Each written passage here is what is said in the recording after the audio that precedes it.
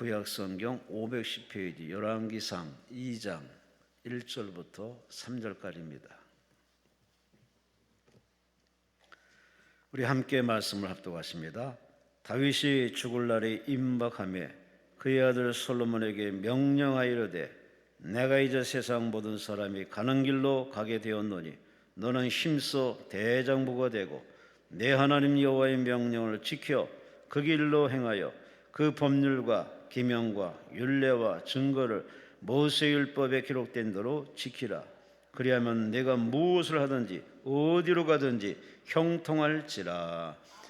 아멘. 우리 강사님은 손윤탁 목사님, 중구 태계로에 위치한 남대문교회 우리 손윤탁 목사님, 본문을 가지고 그리스도인의 유언이라는 제목으로 말씀을 주시겠습니다. 목사님 나오십니다.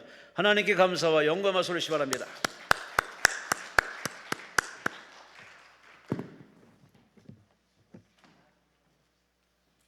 할렐루야. 할렐루야. 하나님의 복이 넘치시기를 축복합니다. 결실의 계절이죠. 근데 지난 여름은 무지하게 더웠습니다. 사건도 많았습니다.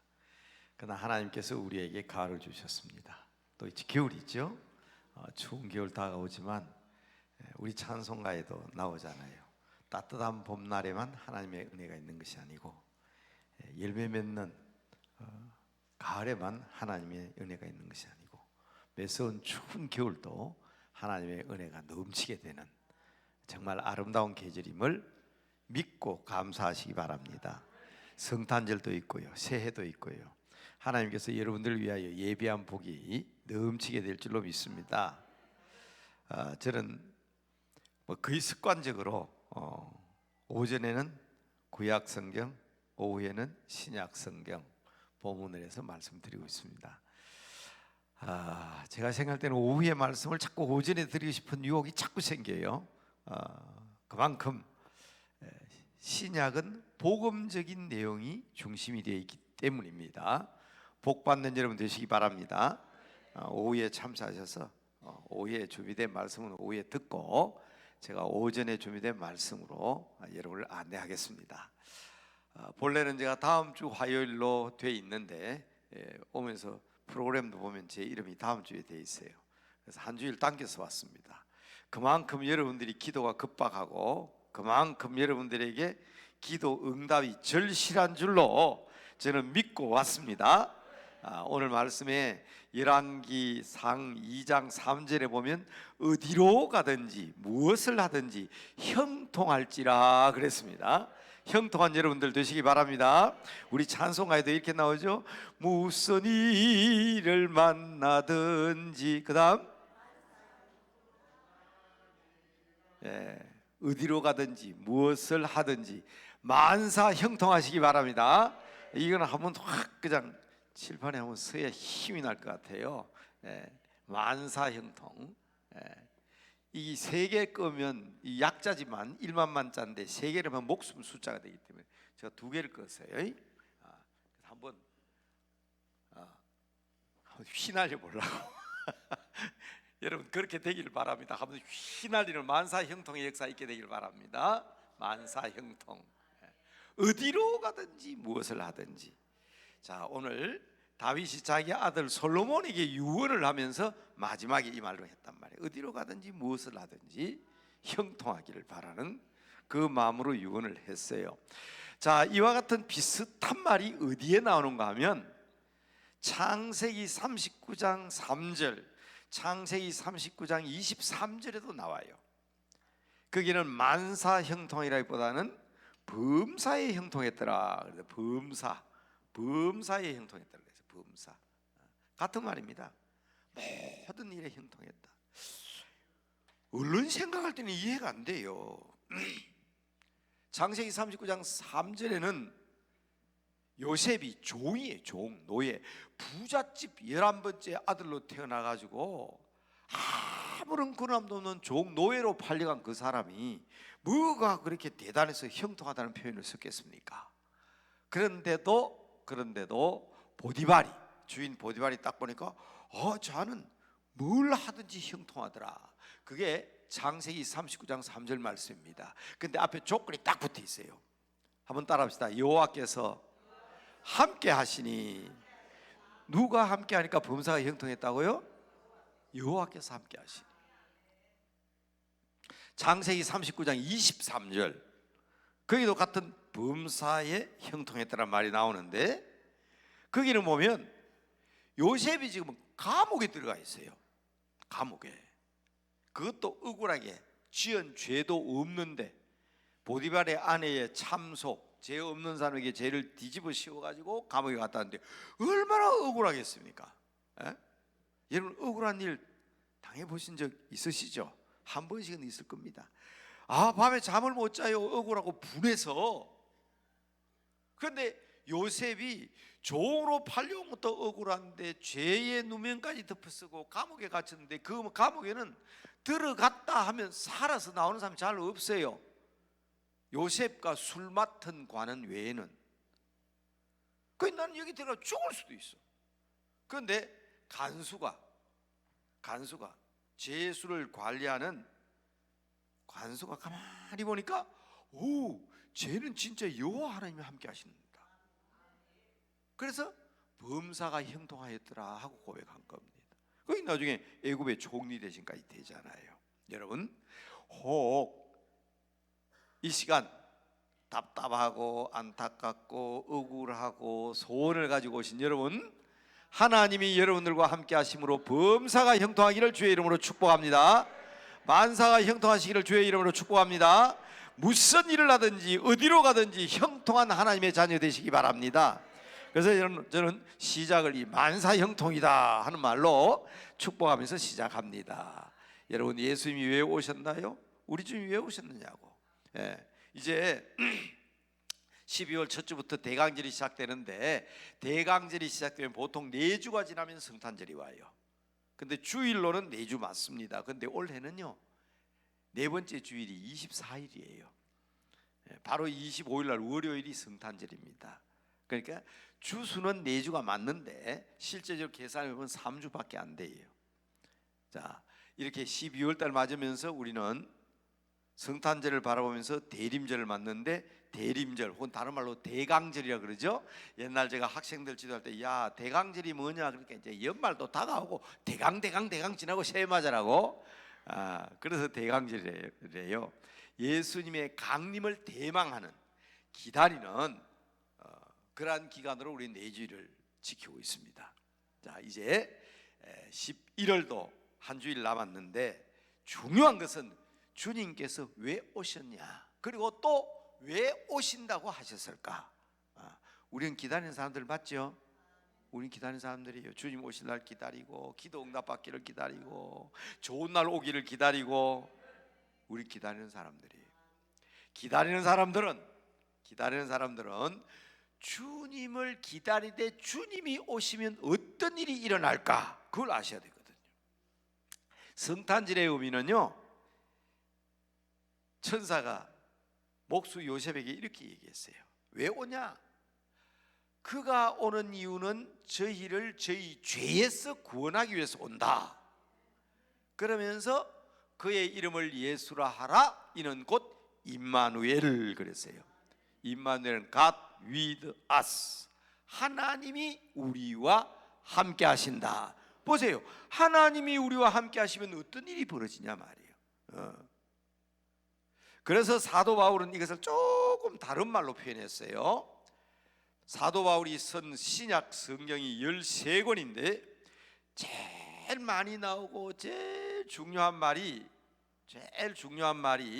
자, 요거는 영어 아닙니다. 제일 중요한 말이 헬라어로 이렇게 씁니다. 뭐 꼬불꼬불한데 이게 뭔지 모르겠지만 읽으면 그렇습니다. 엔 하는 말은 인 뭐뭐 안에 그 말입니다. 크리스토스 이 말은 그리스도 안에 이 말입니다. 제가 올 때마다 강조했습니다. 자, 성경에 예수님이 오시면 임마누엘 우리와 함께 하신다 그렇게 되어 있지만, 사도 바울은 이것을 주님이 오셨기 때문에 우리는 그 주님 안에 있다. In Jesus Christ. 그리스도 안에, 예수 안에, 주 안에, 주 예수 그리스도 안에. 이게 막 계속 나오는 거예요. 계속. 성경 잘 읽어보시라고 그랬어요. 이 말을 듣고 난 뒤에 성경 읽는 거하고 예사로 성경 읽는 건 달라요. 제가 이 말 딱 듣고 난 뒤에 바울 서신 한번 읽어보세요. 계속 나옵니다. 우리 주 예수 그리스도 안에서 너희에게 평강이 있을지어다. 예수 그리스도 안에서 기뻐하라. 예수 그리스도 안에서 감사하라. 예수 그리스도 안에서 평강을. 이미 떨어지지 않아요. 여러분, 주님 안에 거하는 여러분 되시기 바랍니다. 그래서 우리가 예수님이 오시고 난 뒤에 연도를 바꾸었어요. 예수님 오시기 전에를 우리는 BC 그럽니다. 이거는 Before Christ, 그리스도 오시기 전 이 말인데 이 말이 중요합니다. 예수님 오신 이후는 AD라고 합니다. 지금 AD 2023년인데 이게 무슨 말이냐 하면 영어로 하면 이 라틴어입니다. 에노 도미니 이 말이 주말인데 이 에노 도미니란 말은 에노 도미니 이 말이 무슨 말인가 하면 in the year of Jesus Christ 그 말입니다. 무슨 말인가 하면 우리가 살고 있는 이 해 2020년 이 해는 주님 안에서 2023년이라는 거예요. 근데 참 이상한 것은요, 세상에 안 믿는 사람들도 영어로 쓰라하면 다 AD로 써요. 근데 그 뜻을 몰라요. 예수님 오신 이후가 아니에요. 예수님의 시간 안에 우리가 있다는 거예요. 예수님의 시간 안에 우리가 있기 때문에 주님 안에 있어야 형통할 수 있고 주님 안에 있어야 복을 받는다. 그래서 여러분 이걸 잊으면 안 되는 거예요. 주님 안에 있기 때문에 가끔 우리가 실패할 때도 있어요. 일이 잘 안 될 때도 있어요. 힘들 때도 있어요. 제가 오후 시간에 그걸 극복하는 방법을 제가 말씀드리려고 하는데 자꾸 제가 거기에 그냥 준비하면서 은혜를 받다 보니까 아침 시간에 자꾸 말하고 싶은 생각이 든다고. 어떻게 할까? 오후에 안 오는 분을 위해서 미리 얘기해 버릴까? 그럼 오후에 제가 재료가 없어지잖아요. 정말 중요합니다. 우리 주님 안에서 혹 환난을 당하고 고통을 당하고 어려움을 당해도요 감사하시기 바랍니다. 여러분 우리 수능 시험을 쳤는데 아이들이요 수능 시험을 쳤는데 그 얼마나 힘든 일입니까? 그런데요 그거 못 치는 학생들은 평생 나도 수능 한번 시험 쳐봤으면 좋겠다. 요새 아마 다 대학 가고 떨어지는 거 없지만 제가 고등학교를 졸업할 때는 예비고사라 해가지고 그 떨어지면요 대학을 못 가요. 아예 대학을 못 가요. 그 떨어지면. 아니 고등학교까지 정상적으로 12년을 공부했으면 그 자기가 대학 갈 수 있는데 그 시험이 떨어지면 대학을 못 간다고. 그래서 그냥 열심히 공부해서 붙어야 되겠다는 사람도 있지만 떨어지는 사람도 있지만 제가 당시에 졸업할 때는 고등학교 졸업생 고졸생이 그렇게 많지는 않았어요. 그러니까 저희 형님 같이 말이에요. 초등학교 졸업하고 중학교 졸업한 사람은 평생 그게 한인 거예요. 나도 시험 한번 쳐봤으면 좋겠다. 중학교 시험에 떨어지더라도 시험이라도 한번 쳐봤으면 좋겠다. 고등학교 시험에 떨어지더라도 시험이라도 한번 쳐봤으면 좋겠다. 여러분 이 시험, 이 테스트는요 야고보서 1장에 너희가 시험을 만나거든 온전히 기쁘게 여기라 그럴 것처럼 우리가 환난과 시험과 어려움을 당할 때도요 주님 안에 있으면 큰 기쁨인 줄로 믿으시기 바랍니다. 그러니까 오늘 여러분 지금 고통 가운데 있고 고난 가운데 있고 내가 강단 금식기도에 와서 기도하지 않으면 안 될 정도로 심각한 문제를 가지고 오신 분들 감사하심으로 그 일로 말미암아 더 큰 복을 받는 여러분들 되시길 바랍니다. 시험은요 새로운 시작의 출발이라고요. 수능 시험을 쳐야 대학 간다고. 그러니까 여러분 이 시험 자체 두려워서는 안 되는 거예요. 오히려 우리가 어렵고 힘든 일이 있을 때 애들이 홍역을 치르고 나면 부쩍부쩍 잘합니다.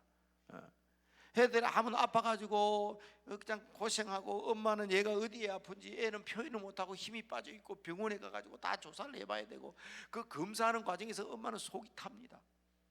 자, 그렇게 비실비실하던 아이가 그 홍역에서 그 병에서 나오면 못하던 말도 하고요. 야, 얘가 병을 앓고 나니 어른 다 됐다, 그런 소리 하잖아요. 그러니까 하나님께서 야고보서 1장 3절에 4절에 그렇게 나오죠. 우리를 온전히 구비하여 하나님 앞에서 조금도 부족함이 없는 사람이 되도록 하기 위하여 주시는 환난인 줄 알고 이겨야 합니다. 극복해야 됩니다. 여러분, 이 강단 금식기도에서 기도하시고 응답 받으시고 극복하시기를 주님의 이름으로 축복합니다. 극복해야 돼요. 정말 극복해야 돼요. 우리가 다 다음 세대 걱정하잖아요. 제가 지난주에도 그런 얘기를 드렸고, 어느 선교단체에서 제가 직접 글을 쓰면서 그랬어요. 우리는 자꾸 이제 우리 아들 딸 문제 때문에 오신 분 계실 거예요. 여러분, 내 속에서 사는 내 자식이지만, 내 아들 딸이지만 내 마음대로 안 된다고만 하지 마시고요. 내 마음대로 될 수가 없어요. 영어로 next generation, 다음 세대라 그러는데, 다음 세대. 여러분, 제가 글자를 쓰면서 이 뭐가 다른가 한번 보라 그랬습니다. 다음 세대. 우리는요 아날로그 세대라 그럽니다. 우리는 아날로그 세대입니다. 그런데 지금 다음 세대는 디지털 세대입니다. 무슨 세대냐? 다른 세대입니다. 이거를 모르니까 실망하는 거예요. 똑같잖아요. 요 한자가 다르죠. 영어로는 different generation입니다. 그래서 저는 우리 교인들한테도, 그리고 어느 선교단체 지도자 그룹 목사님들 모임에서도 제발 부탁이다. 다음 세대를 같은 단순한 넥스트 제네레이션 생각하면 안 된다. 디프런트 제네레이션입니다. 제가 교회 주일날 설교를 안 하고 몇 달 동안 사실은 제자들 교회나 또 개척교회나 이런 교회를 쭉 젊은 목사님들 설교 들어보고 깜짝 놀랐어요. 와, 다르다. 나는 저분들 따라가려고 하면 따라갈 방법이 없다. 나는 여전히 70된 할아버지로서 아날로그 세대구나. 저분들이 한국 교회를 지도할 때는 세상이 달라지겠다. 디프런트. 그래서 제가 쓴 거예요. 디프런트 제네레이션. 다른 세대예요. 우리하고 달라요. 우리가 아무리 귀에 딱지가 닿도록 얘기를 해도요 못 알아듣어서 못 알아듣고, 우리보다 차원이 다른 세계는 다른 세계를 가지고 있는 거예요. 여러분들 60대 70대 할아버지들 스마트폰 사용 방법에 대해서 설명 다 알아들을 수 있어요? 못 알아들어요. 근데 6살 7살 문이 학원을 다녔습니까? 걔들이 어디 뭐 학교를 갔다 왔습니까? 핸드폰 줘봐요. 자기 마음대로 다 쓴다고. 자기 마음대로 다 해요. 벌써 태어날 때부터 지금 이 다른 세대는요 명확하게 다음 세대는 디프런트 세대입니다. 그렇기 때문에 이들을 위해서 우리가 해야 될 일이 무엇인가를 알아야지, 그걸 자꾸 나의 생각대로 강요를 해가 안 되니까 그게 갈등이 생기고 다툼이 생기고 나중에는 뭐라 그래요? 나 교회 안 나간다. 엄마 같은 사람이 집 사고 아빠 같은 장로, 나 교회 안 나간다. 얼마 전에 어떤 분 그러더라고요. 목사들 그래요. 나 우리 아버지 보니까 교회 못 나가겠다. 아버지 참 바르게 살아요. 그런데 왜 자꾸 강요를 하고 디프런트 세대라는 것을 알지 못하기 때문에 그런 거예요. 자기 걸 자꾸 강요하니까 안 맞거든. 다르니까. 중요한 것은요 딱 하나입니다. 이거는 같잖아요. 2023년 몇 년 몇 며칠 같잖아요. 다른 말로 할까요? 예수 그리스도의 시간 속에 있는 게 같습니다. 주님 안에 있는 게 같아요. 그러니까 그들을 주님 안에서의 사람으로 키우기 위해서 우리가 무엇을 해야 될 것인가 하는 이것을 저는 오늘 목사님과 소개할 때 보면서 다윗의 유언, 그리스도의 유언에 대해서 얘기한다고 그랬잖아요. 나는 죽습니다. 이제 내 자녀들은 새롭게 돋아납니다. 젊음입니다. 그들에게 유언을 합니다. 그런데 저는 이 유언을 가만히 보면서 이야, 이게 진짜 이 유언들이 어른들이 마지막 세대에 마지막 남기는 이 말이 세대를 초월하는 것이구나. 세대를 초월하는 것이구나. 여러분은 마지막 죽을 때 여러분 자식들에게 뭐라고 얘기할 것 같습니까? 네? 짧은 시간에 힘도 없고 어떤 사람 말도 못하더라고. 저는 임종을 수없이 지켜본 사람입니다. 자녀들은 잘 몰라요. 부인도 잘 몰라요. 이게 죽는 건지. 목사님 숨을 왜 이러세요? 그게 마지막 숨인데, 마지막 숨인데 저는 지켜봐서 알잖아요. 아, 이게 지금 마지막 요거 몇 번 숨면 이제는 숨 끊어진다 알잖아요. 그런 상황 속에서 무슨 유언을 하겠습니까? 무슨 말을 하겠냐고요. 의로한 것도 많기는 많더라고요. 제가 잘 아는 어떤 분은 대단한 부자입니다. 그런 분이 사실 강남 금식기도원에 와 기도하다가, 그리고 아마 우리 기도원을 위해서 뭔가 하고 하면 얼마나 좋겠어요. 교회를 얼마나 그냥 부유하고 잘 사는데 오래오래 살 줄 알았지. 어느 날 소식이 없는 거예요. 그래서 목사님을 보냈습니다. 가보니까 문이 잠겨 있어요. 소방대원 불러가지고 문을 따고 들어갔는데 며칠째 쓰러져 있는데 아무도 돌보는 사람이 없는 거예요. 이미 의식은 이미 딴 생각이에요. 며칠 동안 그러다 보니까 정신이 가버렸어요. 근데 여러분, 그 재산이 어디로 갑니까? 믿지도 않은 7촌, 8촌, 9촌 늘 핍박하던 사람 와가지고 아무 유언도 없으니까 그걸 차라리 강남 금식기도에 갖다 바치든지 교회에다 갖다 바치든지 좋은 기독교 병원에 갖다 바치면 잘 있을 건데 그거만 그냥 그걸 다 넘어가 버려. 다 넘어가. 제가 그걸 보면서 사람들이 참 너무 모른다. 내 앞길을 너무 모른다. 그러니까 내가 죽을 줄 모르니까 그런 유언도 묻고 그런 재산에 대한 얘기도 못 하고 그냥 간 거예요. 여러분, 그런 일들이 많습니다. 혹시요, 우리들도 거기에 대해서 우리 기독교에서 벌이고 있는 사회운동이 있잖아요. 재산 사회로, 재산은 교회로, 재산은 하는 나라를 위해. 안 그러면 그것도 노름한데 다 파고 다 그냥 팔아먹어버리면 얼마나 아깝습니까? 평생 동안 신앙과 믿음으로 키우는 그 재산과 기업들이 말이에요. 자, 제가 얘기하는 것은 지금 재산, 기업 얘기하는 거 아니고요. 실제적으로는 유언이 그만큼 소중하기 때문에 평소에 우리가 다른 건 몰라도 유언을 하는 마음으로 다음 세대를 위하여 기도하고, 또 우리가 우리의 선배들의 유언을 지킴으로써 우리가 바른 생활을 사는 게 얼마나 중요한 것을 오늘 저는 이 다윗의 유언을 통해서 말씀드리겠다는 겁니다.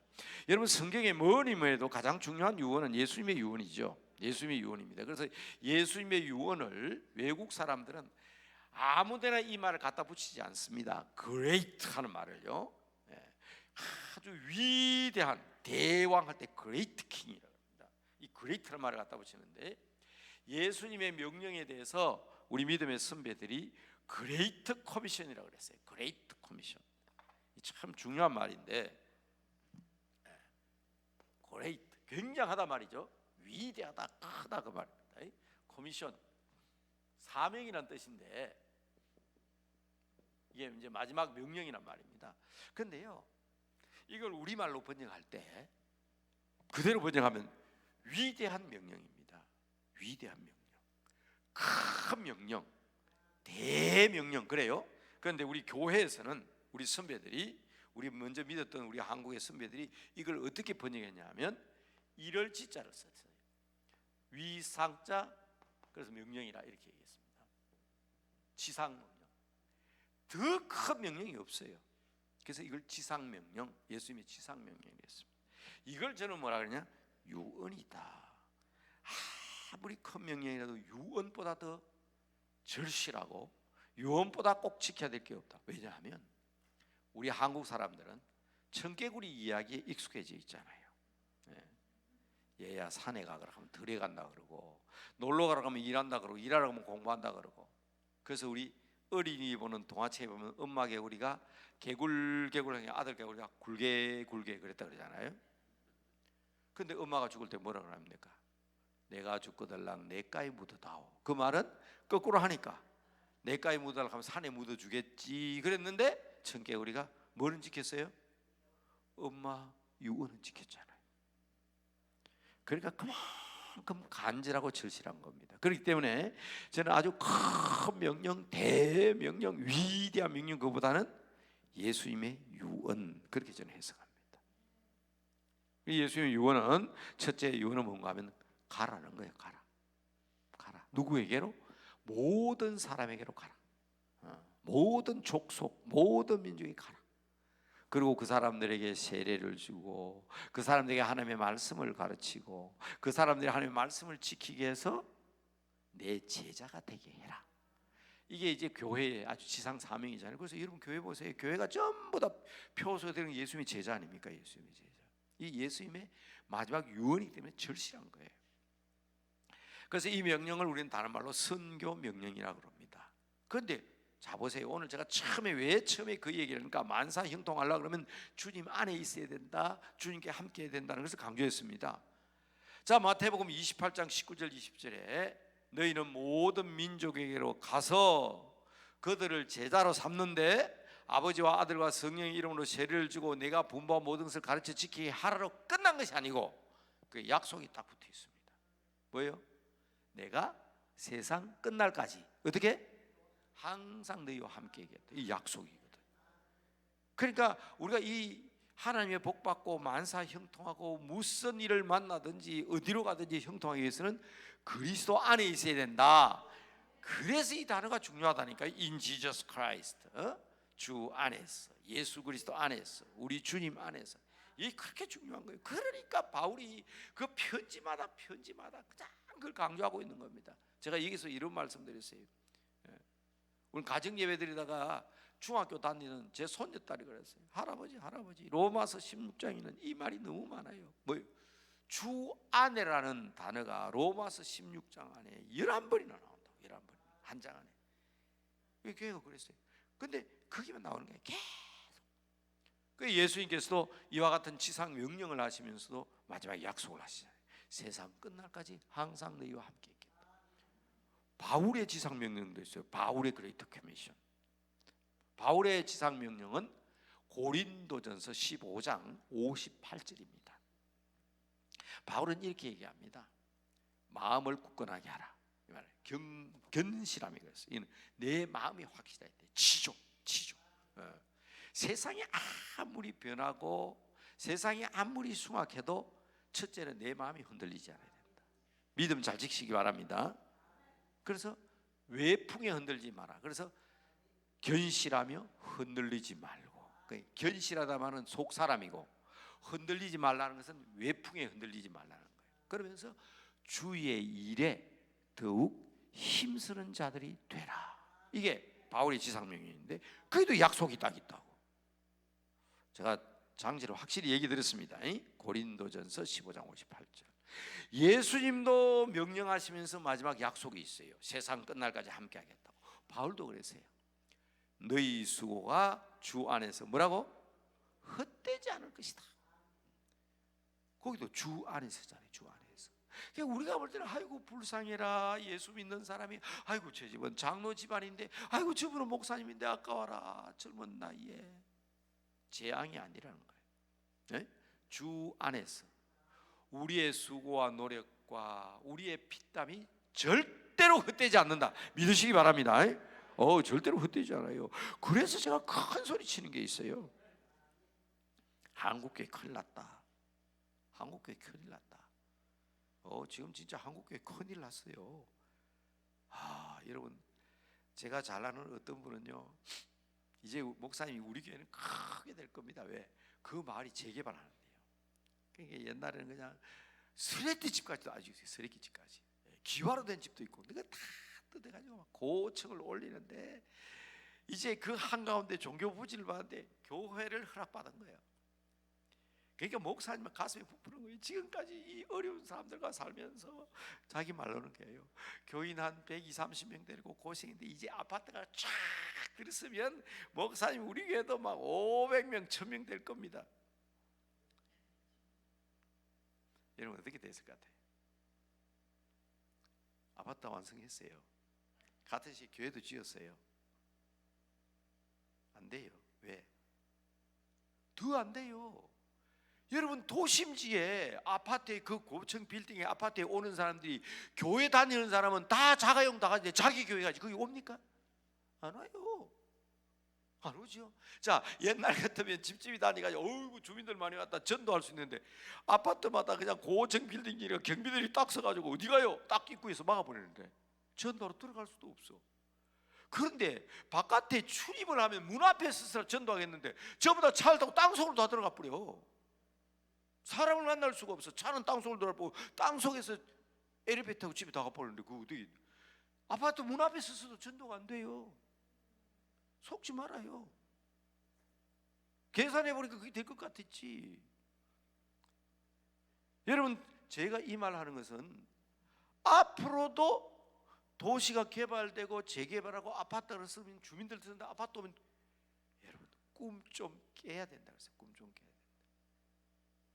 정말 우리의 수고가 주 안에서 헛되지 않는 줄 알고 내가 열심과 선심과 신실함으로 하나님의 역사를 감당하면 주께서 보내주시고 소문나면 찾아오는 것이지.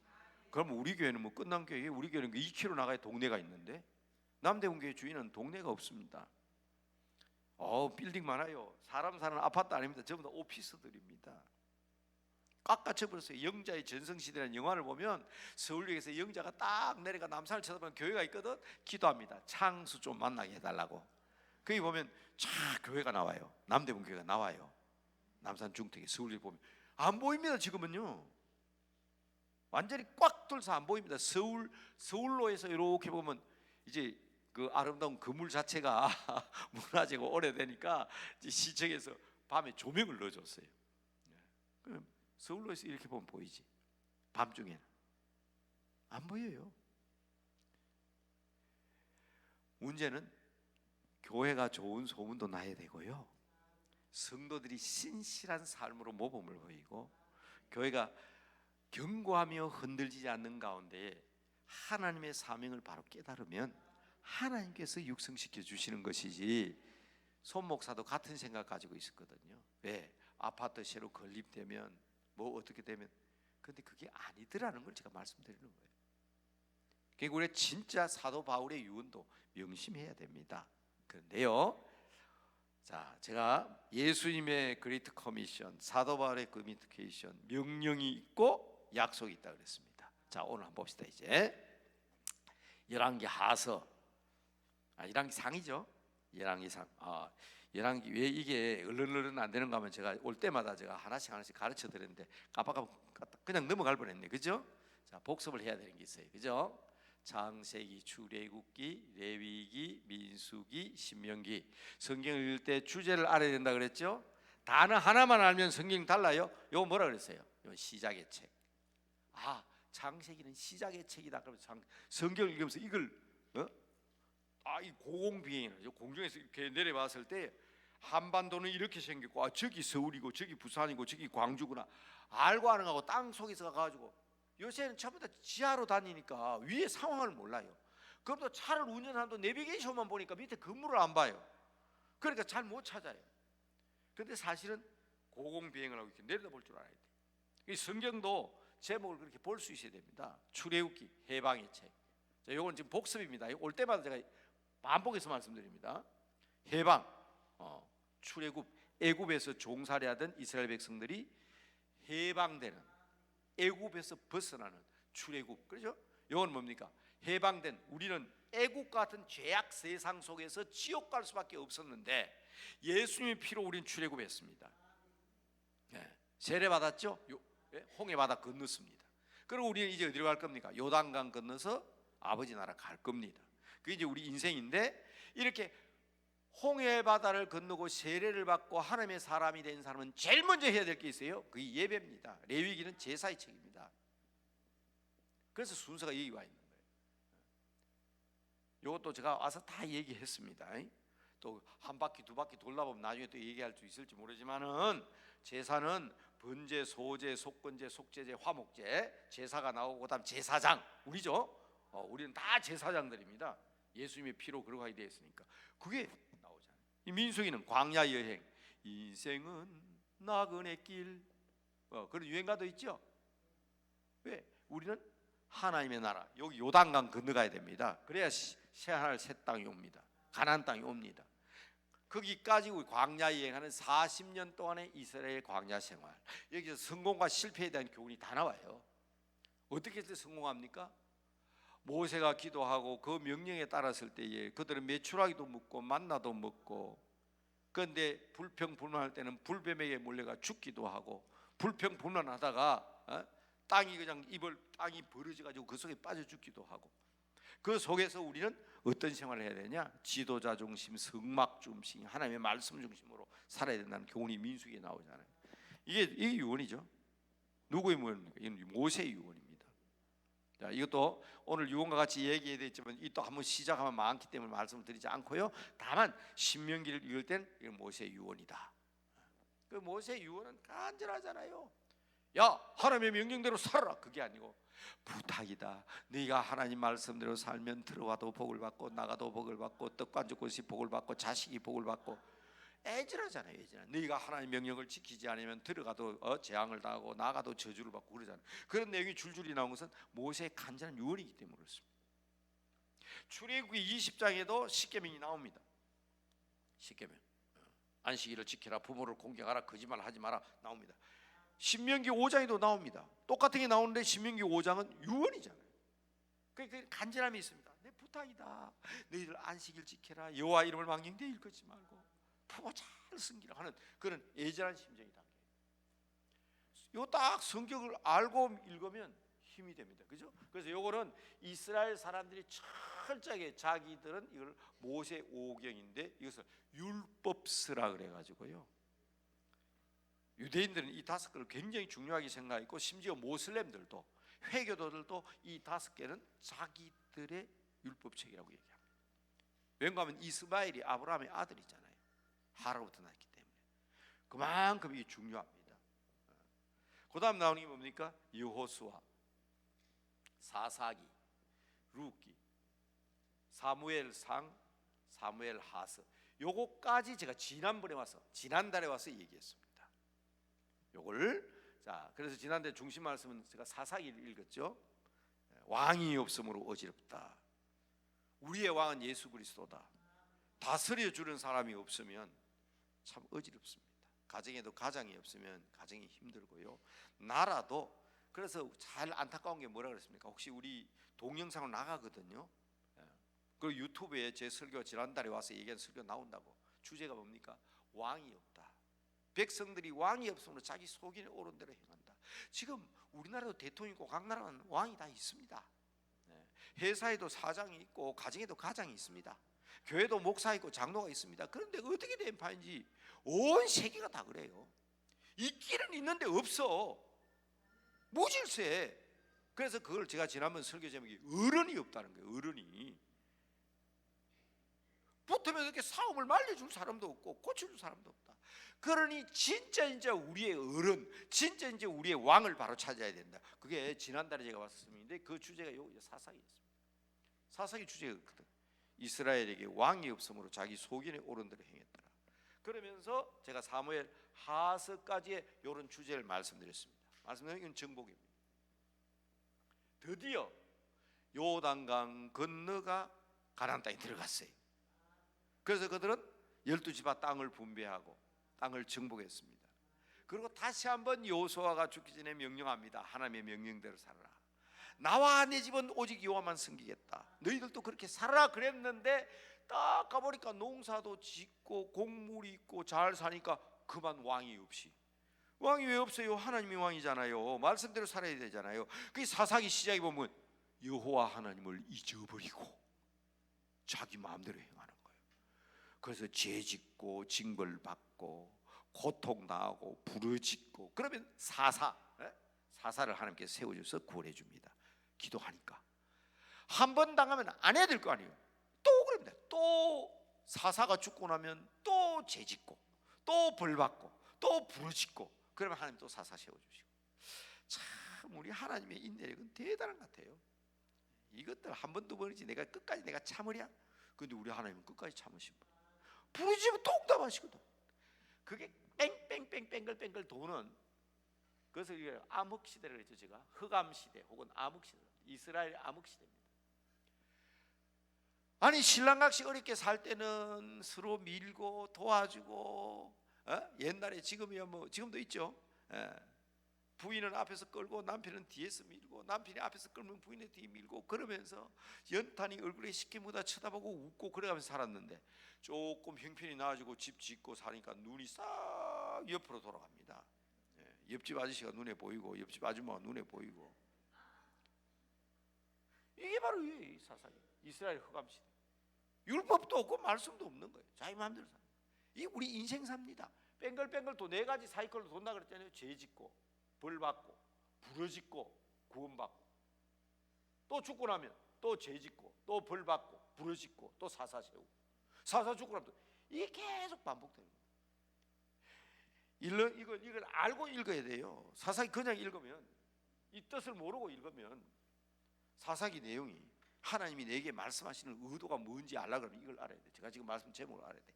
이건요, 강남 금식 기도원에 오시는 분들만 듣는 얘기예요. 어디서 이런 얘기 들었어요? 저는 저희 교회에서도 그 짧은 설교 25분 30분 이런 식이 하도 못해요.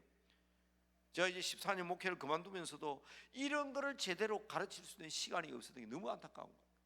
그런데 이런 강남 금식 기도 오면 왜? 설교 시간이 20분이 아니거든. 저는 꼭 여기 있었다 가면 1시간 반입니다. 그렇기 때문에 제가 자유롭게 여러분들에게 말씀드립니다. 그건 성경 공부하려고 그러거든요. 빠뜨리지 말고 오세요. 언제 보세요. 어떤 사람은 사실은 전번에 10월 달에 왔을 때 제 제자 목사님 한 분이 오셨어요. 다음에는 언제 옵니까? 그래서 10월 마지막 화요일로 온다 그랬는데 오늘 마지막 화요일이 아니거든요. 그러니까 그런 날짜 맞춰 오지 말고 늘 오시면 좋은 말씀, 은혜로운 말씀 늘 듣게 되는 줄로 믿으시기 바랍니다. 저뿐만 아니라 다른 목사님도 마찬가지잖아요. 이거 어디가 들을래 이거? 저 욕심은 이런 것 좀 가르칠 수 있는 방송국을 한번 만들어 하면 이것만 강의해볼까 하다 안 된다. 그러면 강남 금식기도에서 들어야 사람들이 오지. 자, 세 번째 이거 뭡니까? 이 흑암 어두움 시대의 아름다운 신앙 미담입니다. 아름다운 신앙 미담, 아름다운 이야기죠. 신앙이 아름다운 이야기. 이 룻은요 유대인 아니에요. 모압 여자입니다. 모압 여자, 이방인입니다. 유대인의 복을 받을 수 없는 사람입니다. 그런데 다윗의 정조 할머니라고 야가 이 사람이. 왜? 어머니의 하나님이 나의 하나님이 되고, 신앙이 흔들리는 신앙이죠. 어머니 가시는 곳에 나도 갑니다. 효부. 그리고 정성입니다. 뭘? 이삭을 주어서 어머니를 섬깁니다. 그러니까 이 아무도 희망도 없고 소망도 없고 남편도 없고 자녀도 없는데 하나님께서 다윗의 그 훌륭한 그 가문에 어떻게 그런 보아스라는 총각을 낳아놨다가 룻에 결혼시켜가지고 그 다윗과 같은 신앙 계보를 이어갑니까? 이게 아름다운 신앙입니다. 자, 제가 사무엘 상하까지 말씀드렸죠. 사무엘 상은, 자, 그러니까 이런 미담이 있지만 이 사람들이 하도 왕을 찾으니까 하나님이 사무엘 보고 뭐라 그럽니까? 안 되겠다. 저렇게 원하는데 왕을 세워야 안 되겠냐? 그래서 왕을 세우는데 사울 왕과 다윗 왕을 세우는데 그게 사무엘, 이 세 사람이 등장하는데요. 사무엘 상에는 왕정 시대로 넘어갑니다. 아니 목사님 이거는 글자 간단한데 너무 길잖아요. 왕정으로 가죠. 왕정 시대. 이스라엘이 드디어 처음으로 왕이 다스리는 시대가 바뀝니다. 이는 신이 다스려, 신정 시대, 하나님 다스리죠. 그래서 사울을 문제가 많았죠. 패하시고, 지금 그 얘기 너무 길게 하니까 안 되니까, 그죠? 오늘 말씀 또 주제 끝맺어야 되니까. 사울을 패하시고 다윗을 세웠습니다. 우와, 정말 훌륭한 왕이다. 그럴까요? 사무엘 하서는 다윗 행전입니다. 이스라엘인들이 그토록 좋아하는 다윗인데 이 다윗 행전을 잘 보시라고. 내용이 뭡니까? 주제는 죄입니다. 죄. 그러니까 결국은 우리 인간들은요 별 수 없어요. 아담과 하와의 후손이기 때문에 다 죄인들입니다. 다윗 행전, 사무엘 하서는 그렇게 외우십시오. 그렇게 외우시되 다윗 행전으로만 외우시되 중심 내용은 죄의 문제입니다. 우리아의 아내 바세바를 탐하고 남편을 전쟁터가 죽이고, 그래서 나단 선지의 구중을 듣고, 그래서 회개하고 하나님께서 용서함을 받았는데 그 자녀들, 그 다윗의 가족들이 어떤 일을 저지릅니까? 눈물이 마를 날이 없어요. 그걸 통해서 우리에게 깨우침을 주는 겁니다. 자, 전번에 제가 왔을 때 여기까지 했습니다. 오늘 제가 왕상 했잖아요. 왕하, 대상, 대하. 자, 오늘 이걸 간단하게 설명이 됩니다. 제가 지금 열왕기상 2장 1절에서 3절에 다윗의 유언이라고 말씀드렸지만 말 그대로 이제는 다윗 이후로 왕가가 세워집니다. 그래서 이스라엘은 남과 북이 나누어지는데 솔로몬 이후에 나눠집니다. 그래서 솔로몬이 아버지 유언을 잘 지키셔야 되는 거예요. 성전까지 지었지만, 근데 나중에 부해지니까 성경 잘 읽어보세요. 이거 솔로몬의 마누라가 몇 명인지 아십니까? 그러니까 그런 일이 벌어지니까 그 자손들에게 갈라지는 겁니다. 북쪽은 이스라엘, 남쪽은 유다 이렇게 나누어지잖아요. 그 여기 각각 왕들이 있는데 이 왕들의 역사가 열왕기상 하입니다. 이야기는 왕들 중심으로 나와요. 그런데 그 중심의 은혜의 중심은 뭔가 하면 열왕기상은 엘리야, 열왕기하는 엘리사 그렇게 얘기하십니다. 엘리야로 끝나고 엘리사로 시작되는 그 은혜를 간절히 사모하게 되면 갑자기 은혜를 받는 엘리사의 이야기. 그러면서 이 엘리야의 이야기, 기도하니까 막 가뭄이 3년 6개월 되고 기도하니까 하늘에 비가 내리고 이제 850인 선지자와 갈멜산에서 막 대결을 하고 이 엘리야죠. 근데 그 이후에 이어받은 사람이 엘리사로부터 시작해서 열왕기하까지 갑니다. 여기에서요 안타깝게도 남북 이스라엘 역사가 끝납니다. 포로로 되어가지고요 예루살렘 성은 불타고 북쪽 이스라엘은 사마리아에게 망하고 남쪽은 바벨론에게 망하고 백성들은 끌려가서 또 종살이합니다. 또 종살이합니다. 출애굽 해방돼야 되는데 애굽에서 종살이 또 종살이한다. 그게 70년입니다. 그 역사가 여기 나옵니다. 그럼 목사님 이거는 뭡니까? 이거는 와 역대라는 말을 썼을까? 역사할 때 역대상 역대하잖아요. 자, 잘 들으셔야 돼요. 알고 읽어야 된다니까. 성경을 요것 정도는 알아야 성경을 읽고 무슨 뜻인지 아는 거예요. 이 백성이 여호와라는 지식이 없이 망했다 그랬습니다. 이제 다윗의 유언에 대한 결론을 맺겠는데 다윗이 강조하는 게 뭐냐면 하나님의 말씀입니다. 말씀. 그래서 제가 지금 애타게 이런 것을 여기서 얘기하는 것은 여러분 성경 읽으라 하지만 성경을 알고 읽는 것과 모르는 천지 차이입니다. 저 여기 왕들의 역사를 그랬죠. 그런데 여기는 남북 왕의 역사가 다 나옵니다. 번갈아 가면서 나옵니다. 북쪽 왕, 남쪽 왕. 그런데 북쪽에는요 선한 왕이 한 명도 없습니다. 남쪽에는 선한 왕도 있고 악한 왕도 있습니다. 그런데 선한 왕이 다스릴 때는 나라가 번성했고 악한 왕이 다스릴 때는 나라가 어려움을 겪었습니다. 그러나 결국은 다 망합니다. 70년 포로 생활을 하게 되니까 고통 가운데 큰 어려움을 겪었지만은 하나님께서 약속대로 예레미야 예언대로요 70년 뒤에서 회복을 시켜줍니다. 그때 돌아오는 선지자가 에스라, 느헤미야와 같은 선지자입니다. 이 역대상은요 그 당시 이 열왕기상하 임금 때 기록한 성경이 아닙니다. 돌아와서 이제 우리는 지난 70년 동안 포로 생활하고 종살이했던 일을 다시는 하지 말자 그러면서 역사를 다시 정리한 것이 역대상하입니다. 알아들으시겠죠? 그래야 이해가 됩니다. 저는 교인들에게 질문을 참 많이 받습니다. 왜냐하면 똑같은 얘기가 여기 나오는데 왜 또 나오는 거예요? 왜 똑같은 얘기가 자꾸 나오냐고 그럽니다. 똑같은 얘기 아닙니다. 자, 지금부터 구별하는 방법 말씀드릴게요.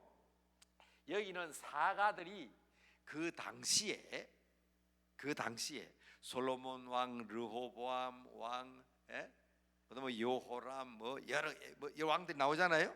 히스기야 왕 그 당시에 사람들이 역사가들이 기록했지만 이것은 뭐라고요? 70년 포로 생활하고 난 뒤에 다시는 우리가 이러한 일을 당하지 말자 정신 차리자 우리 역사를 한번 되돌아보자 하고 기록한 게 역대상하입니다. 그러다 보니까 제가 분명히 말씀드렸습니다. 북쪽에는 선한 왕이 한 명도 없었습니다. 이 당시에 가장 성경의 중심은요 선한 것은 착한 것을 얘기하는 것이 아닙니다. 하나님을 잘 믿는 사람이 선한 왕이고 하나님을 믿지 아니하고 우상을 섬기고 하나님의 뜻에 배반하는 사람들이 악한 사람입니다. 그러니까 이제 잘 살아보자 여기 모범될 얘기가 없으니까요. 악한 왕밖에 그 모범 본받을 게 하나도 없잖아요. 그래서 역대상하에는 북쪽 이스라엘 중심이 아니라 선한 왕도 있고 악한 왕도 있었으니까 악한 왕을 보고 우린 그러면 안 되겠구나, 얼마든지 배울 수 있는 거예요. 그래서 역대상의 첫 번째 특징은요, 북쪽 이스라엘 역사보다 남쪽 역사를 중심으로 기록했습니다. 두 번째로는 여기는 역사적 사실을 기록했는데 여기는 얼마나 잘 믿었느냐 잘못 믿었냐, 신앙을 중심으로 기록했습니다. 하나님의 신앙을 위해서. 세 번째로는 여기는 사건 중심으로 기록했지만 여기는 족보 중심으로 기록되어 있습니다. 그래서 역대상 처음 읽으면 계속 마태복음 1장은 문제도 안 됩니다. 누구를 낳고 이름만 쫙 나옵니다. 누구 아들 누구 이름만 나옵니다. 자, 여러분 그 매우 족보에 이름이 나오는 건 중요합니다. 여러분, 우리 신약 성경에서는 허황된 족보를 믿지 말라고 했지만, 그러나 여러분이 우리가 조상이 다 있잖아요. 여러분 후손이 다 있잖아요. 여러분 이름이 거기에 다 기록돼 나가잖아요. 혹 이 세상에 족보가 없다면, 옛날에 우리나라에는 족보 없으면 상놈이라 말을 썼습니다만은 세상에 족보 없어도 괜찮아요. 족보가 있어야 양반이라 그랬어요. 그러나 하나님 앞에서 우리 조상은 분명히 있긴 있잖아요. 그 족보를 통해서 우리가 역사와 역할, 넥스트 제너레이션, 다음 세대를 위해서 우리가 연결하는 연결점으로서 우리의 역할이 얼마나 중요하냐 하는 것을 이 역대상하를 읽으면서 족보를 통해서 보게 되는 거예요. 그러니까 여러분 이제 열왕기상하, 역대상하 아시겠죠? 그러니까 이런 믿음 중심이에요. 남쪽 왕 중심입니다. 이쪽에는 역사적 사실 중심이면 이제 신앙 중심이에요. 그리고 이제 나오는 것이 돌아오면서 이 역대상하를 기록한 사람이 누구냐 하는 것을 알 수 있는 가장 좋은 방법은 역대하 맨 마지막 부분하고 에스라서 맨 첫 부분을 읽어보면 압니다. 똑같습니다. 에스라서 1장 1절부터 5절까지와 역대하서 마지막 장 한 스펠가 똑같습니다. 그래서 이 뒤에 되는 게 에스라, 느헤미야, 에스더잖아요. 자, 오늘 요거 소개는 여기까지만 합니다. 여기까지만 합니다. 아마 다음번에 제가 올 때는 틀림없이 시가서 5권을 얘기할 겁니다. 여기까지가 이스라엘 역사 이야기입니다. 그다음에 욥, 시편, 잠언, 전도, 아가서는 역사에 대한 기록이 아니고 노래입니다. 그렇기 때문에 에스라는 학사 겸 제사장인데 이 70년 후에 돌아올 때에 에스라, 느헤미야는 그들을 인솔해 온 사람이고 다시 이제 이스라엘을 재건하고 성전을 다시 지은 사람이고, 이 에스더라는 사람은 여자죠. 요 사이에 있습니다. 요 사이에 이방 땅에서 하나님의 백성들을 하나님이 어떻게 보호하셨느냐를 기록한 겁니다. 아마 요 정도만 얘기하면 아마 여러분들 성경 구약 성경 읽을 때, 여기까지 읽을 때 그냥 모르고 읽는 것보다는 알고 읽는 게 좋습니다. 틀림없이 모르긴 해도 다음번에 나오면 지금 요 간단한 주제들은 제가 올 때마다 소개를 합니다. 왜냐하면 이게 완전히 알아야 성경을 바로 읽기 때문에. 그래서 지난주까지 얘기한 건 요건데, 지난달에 제가 이번 달은 여기까지 얘기했습니다. 그러니까 여기는 열왕기상하는 이스라엘 역사, 왕들의 역사, 역대기상하는 신앙적으로 본 이스라엘 역사를 통해서 배우는 거. 여러분, 그래서요, 저는 추도 예배 드릴 때 꼭 부탁하는 게 있어요. 아버지, 어머니, 할아버지, 할머니 돌아가신 날이든지 명절이든지 되면 우리 기독교인들은 추도 예배를 드리잖아요. 제가 제일 싫어하는 말이 뭐라 그랬죠? 예수쟁이들은 제사도 안 지낸다, 이 말 굉장히 싫어합니다. 왜냐하면 저는 그것 때문에 예수 믿는 연수가 2년이 늦어졌습니다. 왜냐하면 저는 시골에서 중학교에 졸업했는데 중학교 졸업할 때까지는 성경책 만져본 적도 없고 예수 믿으라는 소리 들어본 적도 없고 교회도 구경한 적도 없기 때문에 관계없어요. 교회 없는데 워낙 산골이 돼가지고. 근데 부산에 딱 내려가서 예수 믿는 사람 딱 접근을 하는데 제사도 안 지는 것들이, 제가 상대 안 했습니다. 정말입니다. 2년 동안 예수 믿는 상대도 안 했습니다. 왜냐하면 예수 믿는 사람은 제사도 안 지낸다는 그 소리가 박혀 있어요. 그런데 고등학교 3학년 딱 돼가지고 처음 교회 딱 갔는데 3월 3일입니다. 목사님이 설교를 하시는데 3일째 설교를 하시는데 이 예수 믿는 사람은 제사도 안 지는 상놈들 말이야, 없어져야 될 사람인 줄 아는데 목사님이 설교하는데 설교 이름이 나오는데 유관순, 안창호 막 이름이 막 나오는데 남궁옥, 이상재, 조만식 나오는데 이 저분들 얼마나 훌륭한 사람들입니까? 저 사람들이 예수 믿는 사람들이었나? 그래서 제가 맨 먼저 예수 믿으면서 확인한 것이 진짜 예수 믿는 사람은 제사 안 지내는 사람인가 하는 거였습니다. 여러분, 기독교는 제사의 종교입니다. 기독교는 철저하게 제사 지내는 종교입니다. 왜? 아담과 하와도 하나님 앞에 제단을 쌓았고 가인같이 동생을 쳐 죽인 사람도 가짜로 하나님 앞에 드렸지만 제사를 드렸고, 노아 홍수에도 노아 가족들이 제사를 지냈고, 아브라함도 가는 곳마다 제사를 지냈습니다. 전부 제사 얘기예요. 여기 나왔잖아요. 레위기 제사 얘기잖아요. 요한계시록 그 전부 제사 얘기입니다. 하나님 앞에 예배, 워십, 제사를 받을 만한 가치, 가치가 있기 때문에 그게 제사를 지내는 것을 예배라고 합니다. 그런데 왜 기독교를 제사 안 지내는 종교라고 그래요? 조상 제사를 안 지낸다는 말하고 기독교는 제사도 안 지낸다는 그 말하고는 완전히 다릅니다. 그래서 저는 가는 곳마다 항상 강조하는 기독교는 제사의 종교다. 우리도 한번 따라합시다. 기독교는 제사의 종교입니다. 그 다음 따라합시다. 나는 제사장이다. 우리가 제사장이에요. 왜 제사 안 지내? 그런데 추도 예배를 드릴 때 중심은 하나님이지만 할아버지 할머니 제사를 여기 추도하고 예배를 드리고 엄마 아빠에 대한 드릴 때 꼭 부탁드립니다. 사람은 다 장단점이 있어요. 나쁜 얘기 하지 마세요. 저도 우리 아버지의 단점에서는, 제가 어려서 아버지가 돌아가셨지만 아버지의 단점에서는 제가 잘 알죠. 아침부터 저녁까지 말 한마디 하는 그 차가운 어른이 술만 자시고 오면 동네가 시끄러워요. 얼마나 그냥 떠들고 과음을 지르시는지. 그 뜻깊은 또 다른 얘기도 알지만 제가 얘기 안 하잖아요. 왜?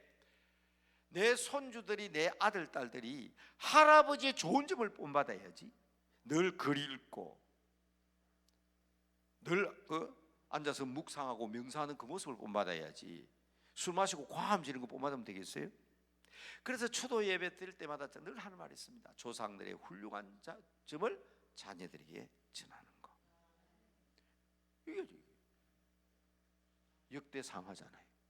열왕기상은 역사 사가들이 기록하다 보니까 온갖 얘기가 다 나오지만 역대상하는 믿음을 강조하고 우리의 어른들을 본받아야 될 점을 강조하잖아요. 이건 여러분들 거듭거듭 부탁드립니다. 다음 세대들이, 여러분의 자녀 후손들이 조상들의 훌륭한 국민교육이잖아요. 조상의 빛난 을을 오늘에 되살려 그러려 그러거든. 좋은 점만 얘기하세요. 나쁜 점 얘기하지 마세요. 그러면요, 그들이 우리 현대어로 말하면 DNA, RNA를 이어받았잖아요. 나쁜 습성들을 그대로 가지고 태어날 수 있습니다. 왜? 저도 제 모습 보고 놀랍니다. 저는 어릴 때는 저는 우리 아버지 안 닮은 줄 알았어요. 근데 제가 그걸만 들려보면 깜짝 놀랍니다. 아이고, 이렇게 늙어가는구나. 그건 어쩔 수 없는 거예요. 그런데 그런 습성도 나온단 말이에요. 그럴 때 그거를 이어받게 되면, 듣게 되면 이건 당연한 거다. 우리 할아버지 할머니도 그랬는데 그래 되잖아요. 그러나 그런 거 말고 좋은 점 얘기하면 좋은 점만 생각하지 그건 본받으라고 생각을 안 하거든요. 부탁입니다. 자, 이제 결론 맺겠습니다. 자, 이런 배경 하에서 이제 솔로몬에게 무슨 유언을 하느냐. 자, 이제 제가 보세요. 오늘 열왕기상 2장 1절이었습니다.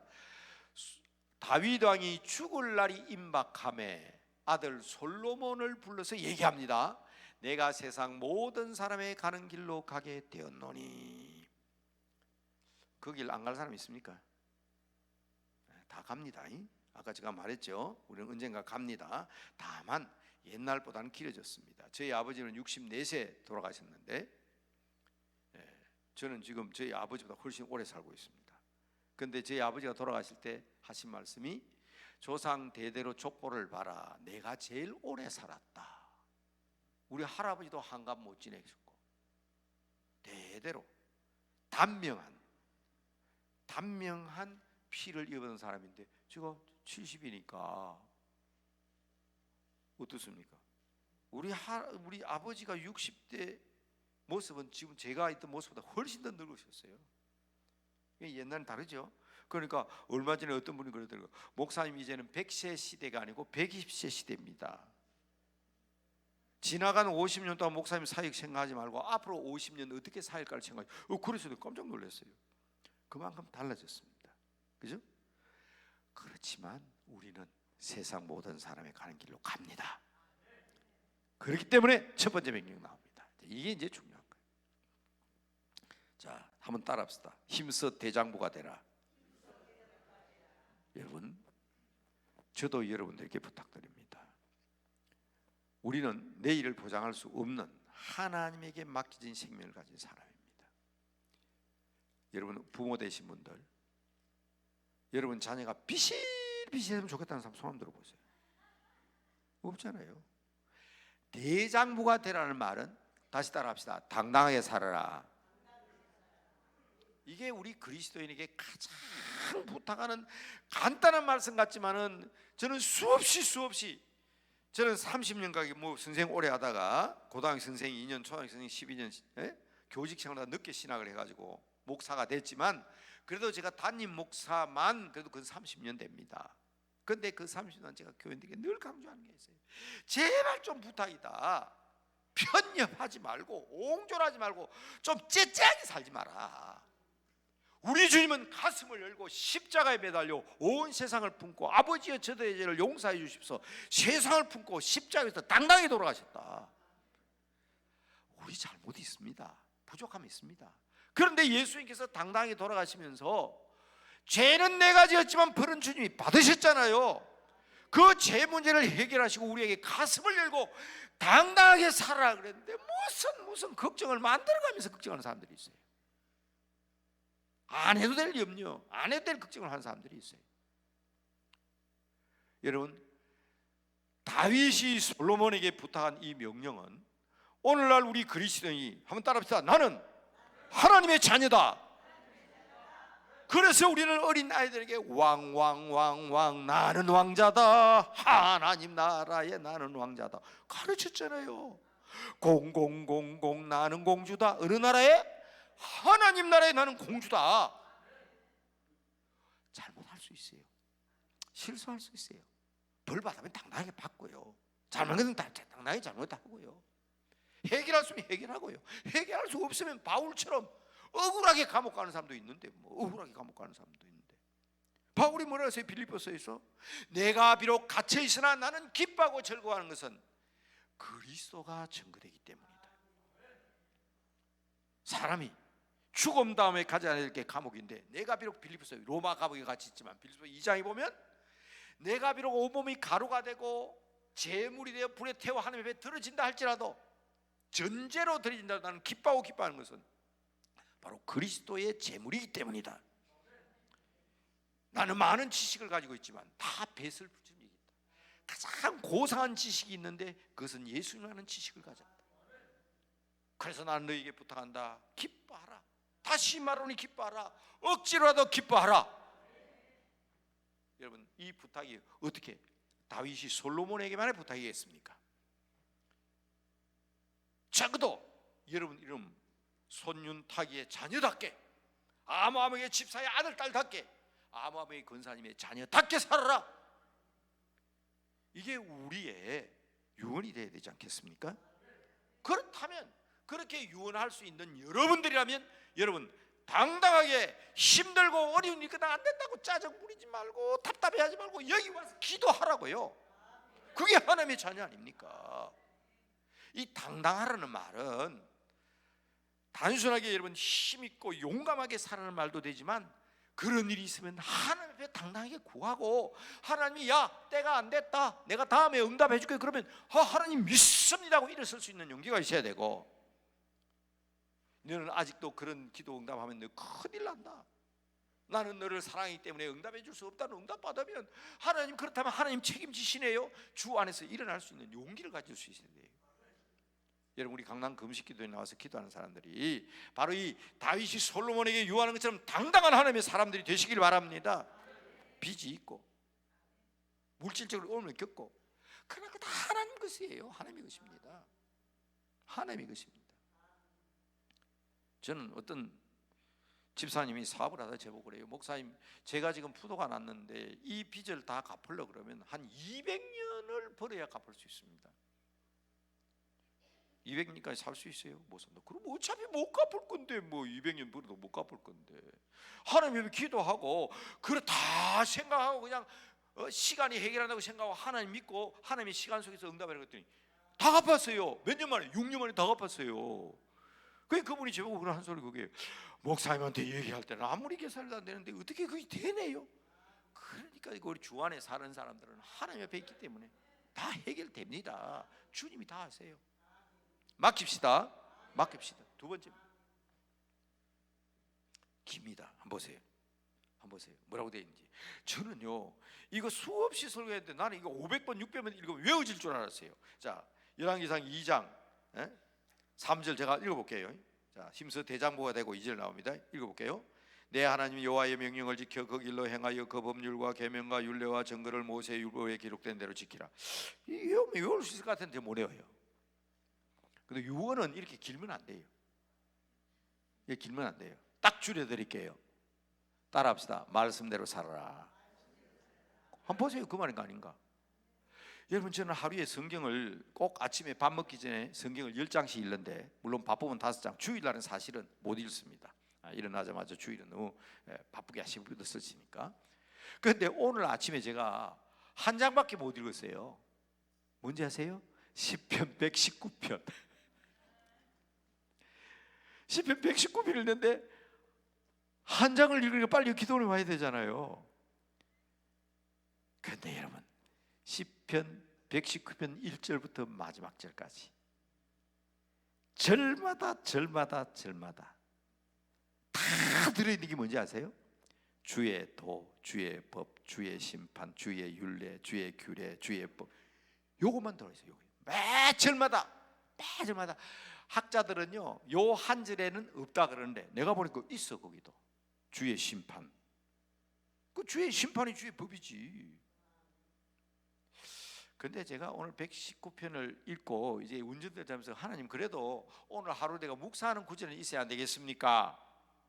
이 119편이 너무 길어서 내가 읽기는 읽었는데 전부 다 절마다 오늘 말씀대로 주의 법, 주의 율례, 주의 규례, 주의 말씀, 주의 법도 쫙 나오는데, 분명히 아세요? 시편 119편이 성경 가운데 가장 길지만 거기에서 매 절마다 한 번도 빠짐없이 나오는 것이 오늘 우리가 읽었던 이 다윗의 유언 속에 나오는 것과 똑같은 거예요.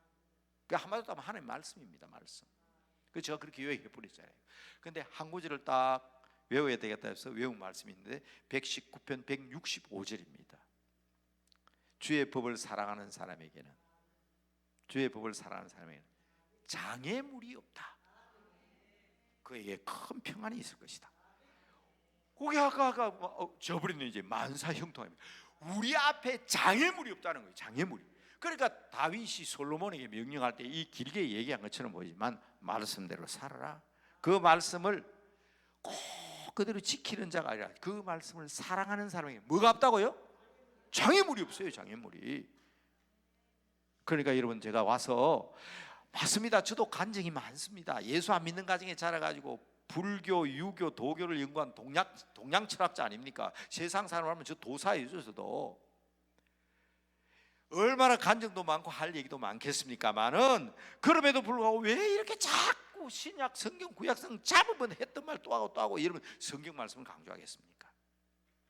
오늘날 같은 종교다운주의 시대에 하나님 말씀 외에는 길이 없는 줄로 믿으시기 바랍니다. 하나님 말씀밖에 없다. 이게 복음이에요. 그래서 어떻게든지 이런 말씀 읽으면서 말씀 하나를 깨닫게 하기 위해서 말씀드리는 것이고, 강조하는 것은 오늘 다윗이 솔로몬에게 유언으로 하는 것도 주의 법도 주의 말씀대로 살아. 그리고 약속이 있어요.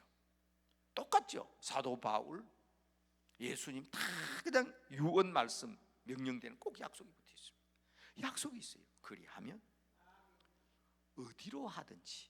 그게 세 번째입니다. 잘 보세요. 오늘 읽은 말씀. 어디로 가든지 무엇을 하든지 뭐라고요? 형통하리로다.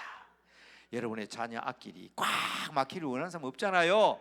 여러분 자녀들 앞길이 확 형통하게, 길이 시원하게 열리게 되기를 주님의 이름으로 축복합니다. 오늘 이 다윗의 유언이 여러분의 유언이 되고 여러분의 말씀의 삶이 되고, 그래서 여러분 앞길에 이제 서두로 처음 말씀한 서론으로 들어가서 시원시원하게 범사가 형통하고 만사가 형통하시기를 주님의 이름으로 축복합니다. 주의 이름으로 축복합니다. 여러분 다 같이 손 드시고, 하나님 아버지, 우리가 이런 삶을 살아야 그래도 우리가 떳떳하게 자녀들에게 외칠 수 있겠습니다. 유언할 수 있겠습니다. 하나님, 우리가 강남 금식기도에 올라올 때마다 말씀의 능력에 힘입어서 시원하게 우리의 앞길에 대로가 열리는 놀라운 역사로 응답받게 하여 주시옵소서. 주시옵소서. 다 같이 부르짖습니다. 주여 부르짖겠습니다. 주여, 주여.